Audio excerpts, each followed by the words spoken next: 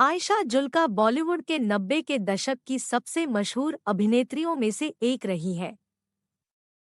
वह अब तक की कुछ सबसे यादगार और प्रतिष्ठित फिल्मों का हिस्सा रही है, जैसे जो जीता वही सिकंदर, खिलाड़ी, मासूम, कुर्बान आदि।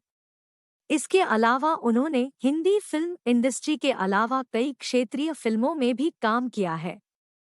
अफसोस की बात है कि अनगिनत प्रशंसाएं जीतने और अपनी पीढ़ी की सुपरस्टार अभिनेत्री का कद हासिल करने के बाद उन्होंने 2003 में अपने पति समीर वाशी के साथ शादी के बंधन में बंधने के बाद अचानक ग्लैमर की दुनिया से हटने का फैसला किया।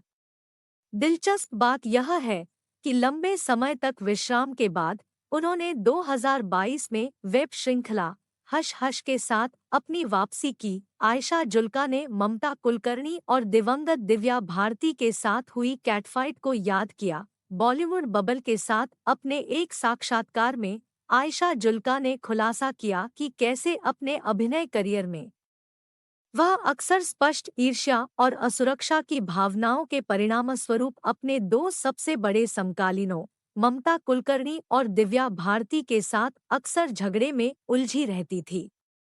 फिर भी उसने यह भी उल्लेख किया कि कैसे दिन के अंत में वे एक दूसरे के साथ वापस आएंगे और वास्तव में उन्होंने एक साथ कुछ बहुत अच्छी दोस्ती साझा की। उसके शब्दों में, अगर मैं ममता कुलकर्णी या दिव्या भारती या किसी के साथ काम करता तो हम सिर्फ हम दो होते, दो सहाभिनेताओं वाली दो महिलाएं, और हमारे बीच वास्तव में अच्छे समीकरण होंगे।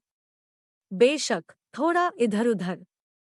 मुझे लगता है कि जब हम छोटे होते हैं और हमारे अंदर ये असुरक्षाएं होती है, बेशक वहां थे, ईर्ष्या होती है। अब यह निर्भर करता है कि मेरी ईर्ष्या यदि थी तो अब ईर्ष्या में बदल गई है।